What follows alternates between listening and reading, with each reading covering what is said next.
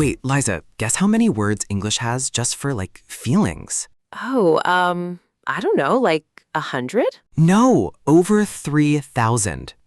What? No way. 3,000. And literally everyone just says, I am happy. Right? It's so boring. I am very happy.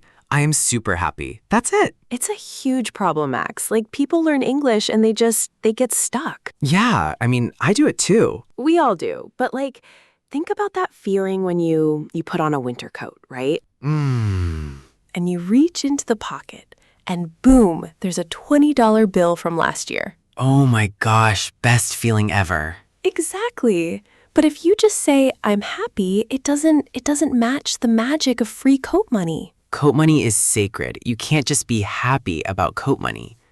Right. So today, we're going to fix that. We're going to upgrade your happy vocabulary. I need this because, honestly, sometimes happy sounds like you're lying. What do you mean? Like, if someone asks how my weekend was and I just go, it was happy. Sounds like a robot. Totally. Beep, boop, I am happy. Okay, so let's start with a classic. It's over the moon. Over the moon. Like, literally flying? I mean, not literally, Max. No, I know. But why the moon? Well, it's just this idea of floating. Gravity is gone. You're so light with joy. Oh, like when you eat a really heavy pizza and you don't feel sick after? Sure. If magical pizza makes you feel weightless, then yes, you are over the moon. Okay, I like that. Over the moon. But wait, here's the trick. You use it for big news, like really big. Give me an example. Okay, I was over the moon when I got the job. Got it. So not for finding a good parking spot? I mean... Because finding parking downtown makes me over the moon, Liza. I'm not gonna lie. Okay, fair. If the parking spot is that good, you can be over the moon. So what's another one? What if I'm even happier? Okay, how about on cloud 9? Cloud 9. Wait, why 9? What happened to clouds 1 through 8? You know, I actually looked this up once. It's from, wait, what was it? Was it a weather thing? Yes, it's from this old weather system. Cloud number 9 is the highest, fluffiest cloud, a cumulonimbus. A cumulo what? Liza, we are speaking intermediate English here. Sorry. It just means the highest cloud in the sky. So if you're on cloud 9, you're at the very top. Exactly. You're basically saying life cannot get better than this exact moment. Okay, so I passed my English test. I'm on cloud 9. Perfect. See? Sounds so much better than I am very happy. It does sound cooler. It makes you sound like a native speaker instantly. It really does.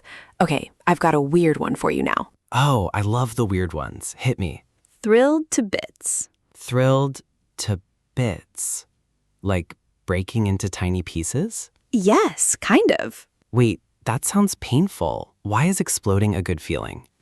It's like your excitement is too big for your body, so you just shatter into happy little pieces. Oh, now I get it. It's like when a dog wags its tail so hard its whole body shakes. That is the perfect analogy, Max. The dog is thrilled to bits. Like my dog when I come home after being gone for 5 minutes. Exactly. He's thrilled to bits.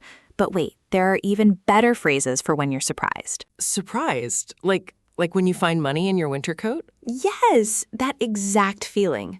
For that, you could say you are gobsmacked. Gobsmacked? Wait, did someone hit you in the face? Literally, yes. In British slang, a gob is a mouth. Oh, gross. I thought it was like a gob of spit or something. Ew, no. Your gob is your mouth. So if you're gobsmacked... It means someone smacked my mouth? Liza, we are talking about good feelings. Let me finish. It means you're so surprised that you cover your mouth with your hand, like, Oh, like a literal smack to the mouth with your own hand. Exactly. You're so shocked in a good way that you just freeze. Wow. Okay, so finding a $20 bill in my jacket, You'd be totally gobsmacked. I would be thrilled to bits and gobsmacked. Look at you combining them. I'm practically a poet now. What else? Give me another one. Okay, what about when you feel like you just can't be defeated? Like you're the absolute best? Invincible? Yeah, but a cooler idiom. Try on top of the world. On top of the world. Okay, yeah, that makes sense. Like standing on a mountain. Right, because when you feel sad, where do you look? Down. You feel down in the dumps.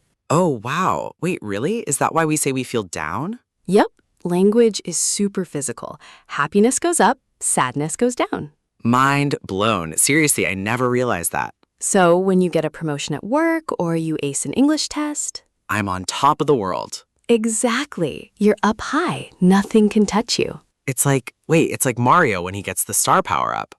Yes, that flashing, invincible Mario feeling. Just running through everything, music playing fast. That is the perfect, physical example of being on top of the world. Man, I want to feel like that right now.